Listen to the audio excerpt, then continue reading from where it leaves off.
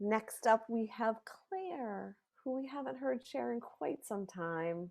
She was off to the UK, and then this whole pandemic thing happened. And yeah, where are you joining us from tonight, Claire? Well, I'm in Richmond in the East Bay of San Francisco area, Awesome. and I'm feeling really, um, as a singer, there's a kind of a standing joke, you never want to go on after Bonnie Raitt. Sorry. And I have such a different kind of vibe from the beauty that we've heard from, I think it was Nancy and then Carl, and I've got such a different kind of story. And I came across it today and I'd forgotten that I'd written it. And so it was so much fun to find it. And I've just felt so lonely, really painfully lonely recently. And for some reason, of course, this story just felt really, it just touched me inside in a sweet way. And so I'm sharing it with you from a place of adventure and wonderment. And I actually have not timed it. So what I'm going to do is I'm going to set my timer for 5 minutes, and wherever I am, that's where it ends. The story itself actually doesn't have the end written out. I've got it like in big caps at the bottom, what happens next and how it ends. But I haven't actually transcribed it. So we'll see. We'll see where it gets to. We end Yeah, that's a great plan. yeah. Okay. And it's not titled yet either. You might think of a title while you're hearing it. So here we go. Once upon a time, there was a Heffalump, a great big Heffalump. He was about 5 foot tall, with four big long legs that went all the way up his body. And on the end of each long leg was a great big foot, with four great big toes for eating with, and a great big tail that seemed to go on forever behind him. And at the end of this great big long tail was a beautiful fluffy blob of hair that was as soft as his great big heart. Sometimes he used it for dusting his nose or to whoosh away a stray fly off his great big body, because there were some parts of his great big body that were otherwise hard to reach. One day, this Heffalump, whose name was Jake, realized that he didn't know what he looked like. He didn't know he had a great big body with great big legs and a great big tail and a great long neck with a wonderfully majestic head that possessed two enormously big brown kind eyes. So he walked slowly and gracefully to the nearest watering hole and took a peek at himself. He was surprised and somewhat intrigued. Whilst he was gazing into the water, he noticed a fly land on his side, and, as if of its own volition, his great big tail went whoosh, knocked the fly right off. And he watched the fly land again somewhere else on his great big body, and his tail went into action again. How strange, he thought. It's as if my tail's alive. I don't remember asking it to do that, he puzzled, wondering how it is that his body worked and managed to do all these things without his apparent permission or even instruction. Whilst Jake the Hufflump was considering these things of great import, he was distracted by a long, high sound coming out of the woods at the edge of the clearing. It was an awful sound. It was a sad sound that made his whole spine tingle and his hair stand up on end. It was as if each hair was saying, "Let me out of here. I can't stand this sound. It's too sad and painful." Jake decided to ignore the request of his hairs, and he began to walk over to the edge of the forest. Went the sound again. He stopped. It stopped. He advanced again. Went the sound again. He stopped. It stopped. He advanced again. This scenario went on for a good half hour, which I can tell you feels like an awfully long time when every hair is standing up on end, trying to escape your body. With Jake stopping every time the sound came out of the forest, until he finally reached the edge of the big, damp, dark, lush forest.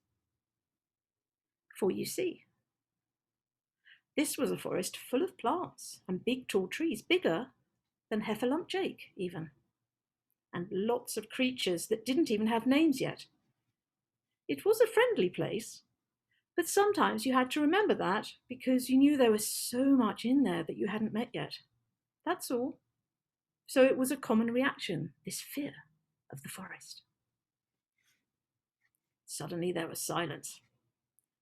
All the creatures stopped buzzing in the undergrowth, and there was just this big, empty silence.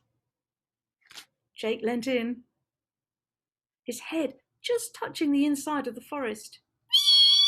It went again. He jumped out of his skin, but never actually moved an inch, because he was a big, brave Heffalump. As he was determined to see what this sound was, it was so high-pitched. He stuck his head in just a little further and suddenly found his big, wet nose touching the small, dry nose of a rather flustered-looking porcupine. Went the porcupine. Ouch! Went Jake. That sound is so loud. What's the matter, porcupine? I've lost my family, he said. That's it. that I think that's a really fun device, actually. The to be continued, and then you have to keep telling the story, and it will incite you to keep writing it and finish it, and then you come back next time. Last time on story, Jake the Heffalump had met the porcupine.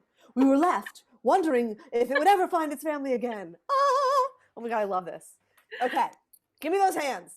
Give me the hands. Give me the hands. Who's got hands? Linda. Do you want to give a reflection, or are you just giving me your hands because you're awesome? You are so good. Just my hands because I'm awesome, apparently. Apparently you are. That's really great. Does anybody want to offer a verbal reflection? Oh, I got so excited. I'm just reading the chat. It's so fun to see what everyone's saying. Yeah. It's really, the chat is, I should probably do a better job of reading the chat out loud in between. I think I have a little bit of I'm so much more interested in looking at your faces than I am looking at words, that I'm always over here. Dina will be trying to get my attention in the chat, and it's like, what? I'm over here looking at her face. Okay, I will read some of these. I've got to tell you something. Do it. No one will know this. I have never made the sound of the porcupine. So what? I didn't know what he was going to sound like. That was so fun, hearing what he sounded like. Oh, did anybody else have the reaction where at first you were like, oh God, no, but then you were like, she did that. And I was like, it hurt a little bit, and then I was just like really into it. I was like, yes, you go being a porcupine. Well, we didn't know it was a porcupine at the time. Who knew it was a porcupine at the time when it made the sound? No? Did anybody have any guesses, like initially, about what it was going to be based on the sound? Is it a mouse? A mouse. Yes, Safi. Kind of is a mouse with very long, spiky coat. So good. I'm a natural. Oh, I thought it said naughty storyteller. You were a naughty storyteller. Maybe next story. Yes. That's your homework assignment. I want naughty stories next time. Yes, lovely and imaginative. Eek, says Carl. Yes, and I agree with you, Dina. I love hearing you read, Dina says. You could read anything and it brings me such pleasure. It's true. And Andrea earlier on was saying that she was enraptured. She was getting pulled in. And it does, Ellen, you're right. It feels like a lovely bedtime story. My cheeks hurt from smiling. Thank you. Oh, good. You inspired me. Can I tell you? I was like, oh my God, I love when you do the bedtime story thing and you have like this tone that you use. And I thought that it'd be much more fun instead of doing the introduction to story as like, well, we've been doing this for 4 years and I like you all. And Faith, you're up next. I'll shut my trap in just a second. But I was like, what if I did the introduction to story as a bedtime story? And like, really short, to the point, bedtime story. Think about it, get back to me. Faith, let's get a reflection for Claire. Or you can also do naughty stories. I mean, either or. Both. Yes, I was just, it's so hard to both captivate an audience and read at the same time. And you just did it so effortlessly. I was so captivated and immersed in the forest that was friendly, but also very mysterious. And I absolutely think the story needs to keep going. I need to know what happens immediately. All right, Claire is on. Sign up for next time. 2 weeks. To be continued. Oh, bless you. I will. I'll finish it next time. Actually, it might have to be next time and the next time. It depends. You never know. We'll have to see how long it gets. Thank you, Claire. But thank you. Yes, thank you, everyone. And I, by the way, Molly, think you should do different genres every time you introduce it. Oh, yes, that's even better. Bedtime. Yeah. Oh, this would be so much fun for me. That's my 5 cents. Or is it 10 cents? It's 1,000,000 cents and I love it. Right. Thank you, Claire. Thank you, everyone. Oh my God, this sounds so fun. See, this is what I'm talking about. Break. Okay, So let's take a deep breath in and get ready for Claire. Claire, we are recording and we can't wait to hear you. Okay, this is not the beginning of the story. This is the second installment. There are a few of them, and it's about Jake the Heffalump. So Jake has just stuck his nose into the thick forest and bumped noses with a porcupine who is very distressed because he's lost his family. Now this Jake could relate to, as he'd lost his family when he was very little and had grown up alone, adopted by the other creatures of the jungle and the prairie land. This news made him so very sad for the porcupine. How did that happen? He asked. I don't know. We were all just playing hide and seek and I hid so well that they just couldn't find me. And then, well, they just gave up and they left without me. Forgetting that they hadn't found me yet. And you see, they found everyone else and not me. And then, well, because I waited so long, I just curled up and I fell asleep. And when I woke up, they were just gone. He curled himself up again. And in a big, big effort, emitted one more extremely loud, long and painful that practically knocked Jake off of his own big long legs with the big long feet. It was so loud. Porcupine was so terribly sad because he thought that the people who loved him had left him. And he was afraid of being left alone, even though they didn't really mean to, but he was in a lot of pain, you know. So that's how it kind of goes sometimes. But luckily, Jake understood this and suggested to Porcupine that he hop up on his back and that they'd go looking for his family together. Since Jake had such big long legs, it would be easy for both of them to have a much better view than for Porcupine on the forest floor, all on his own. Plus, it would be fun.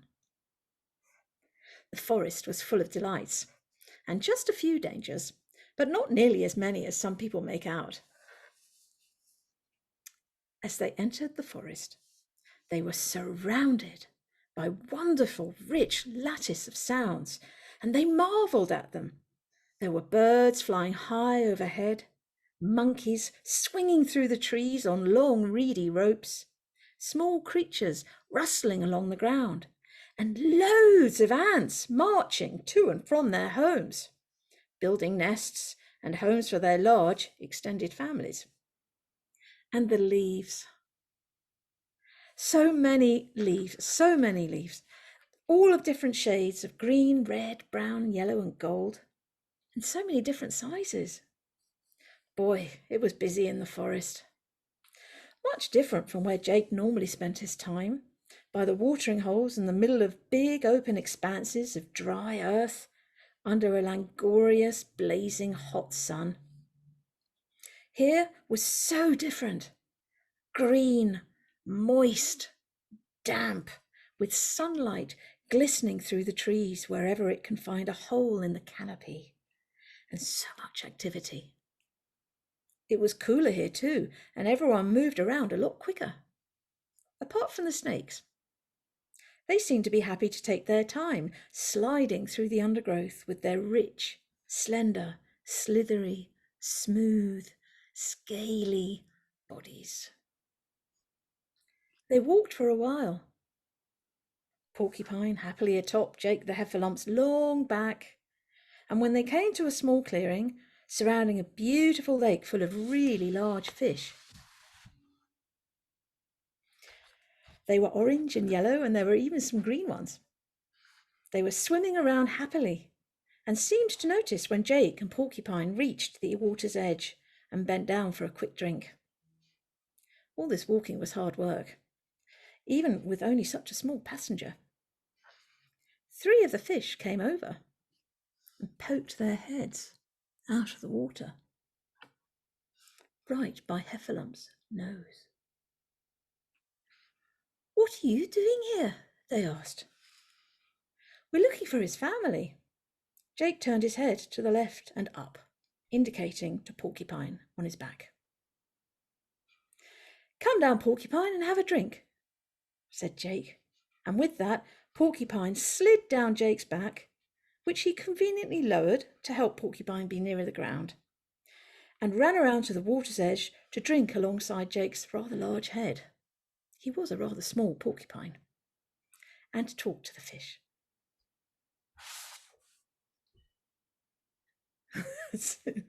That's the next install.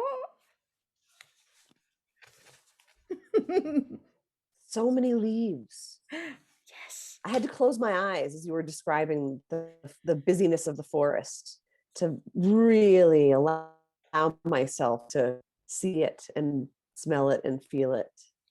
Thank you, Claire. For those of you just joining, welcome, Anna. We're gonna have Claire come back to finish this bedtime story for us. Well, not finish, but give us the next installment, at the end of the night. So anyone want to try to use the reactions button to raise their virtual hand and say a few words about Claire's story? It's so great. We're using the chat a lot more. And do you remember, for those of you who used to come to story in person, the reflections were just flowing, right? Like you just were so drawn physically to the person who had stood up that it almost like pulled something out of you. And it's so different in this forum. I was actually talking with Wendy about this recently, about like, how much of a pause do you leave?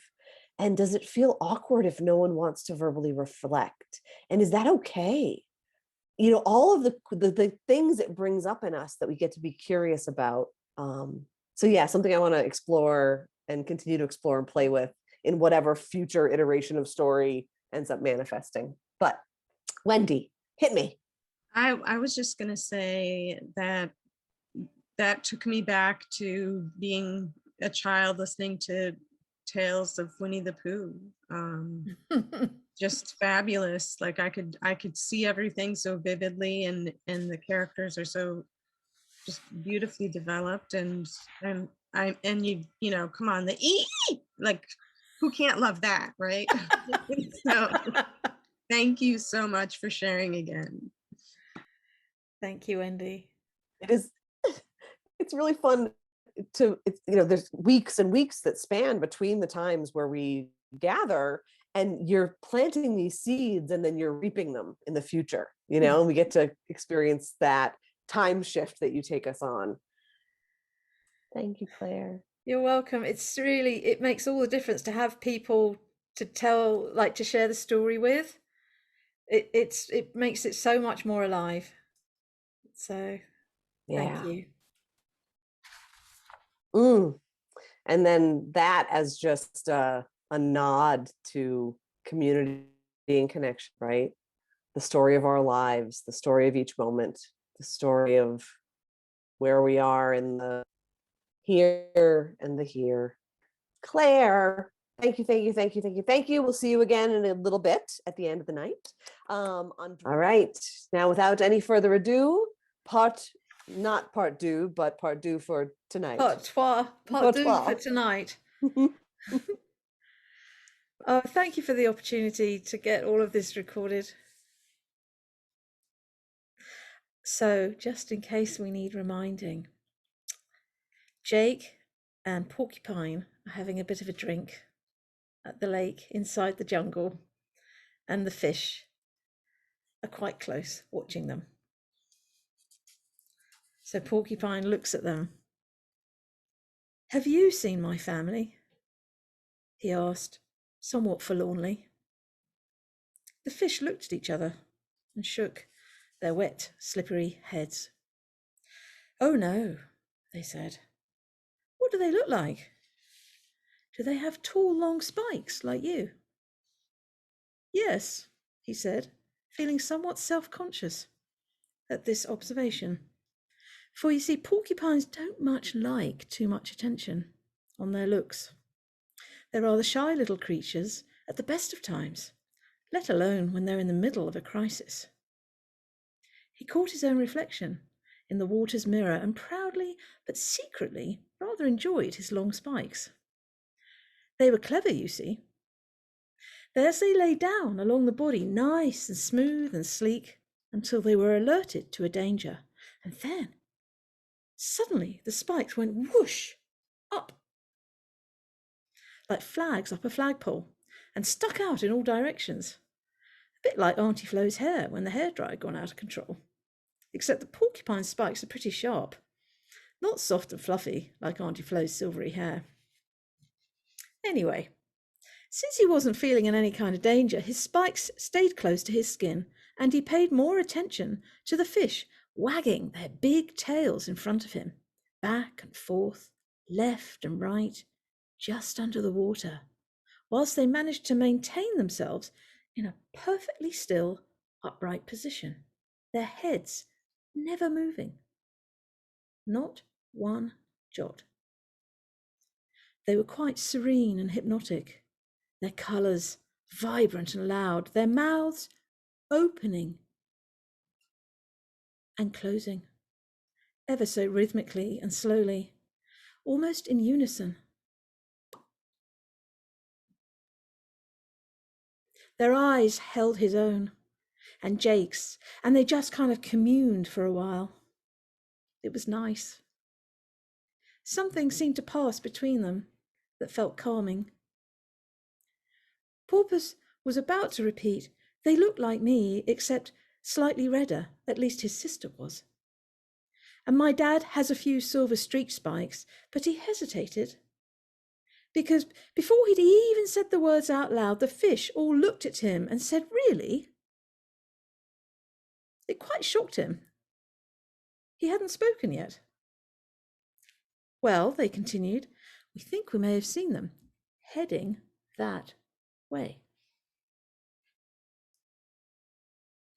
And they pointed with their long wet noses towards a small pathway that was lined with big yellow flowers and big yellow shiny leaves.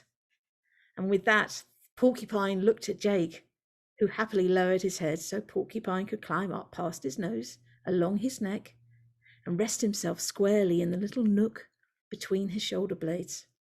And off they went. Jake was happy for this distraction and for the company. Truth be told, Heffalumps sometimes got bored, even though they tend to like their own company, but Jake was different.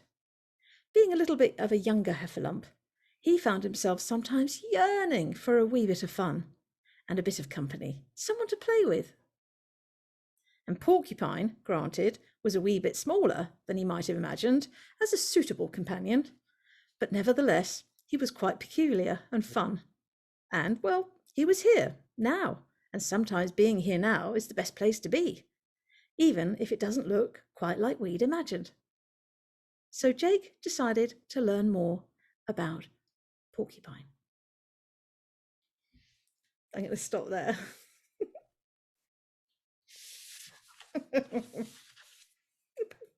Claire, Clara, it's like so much is happening. You've just you bend time. It's like all of that could have happened in a blink of an eye or in 20 days. You're just playing with the time-space continuum, and we're Wow. there with you. Thank Yeah. you. Anybody else for a little bedtime story reflection? Yeah, it's more upbeat than bedtime, but I feel like it's coming in. The porcupine heffalump continuum. Yes.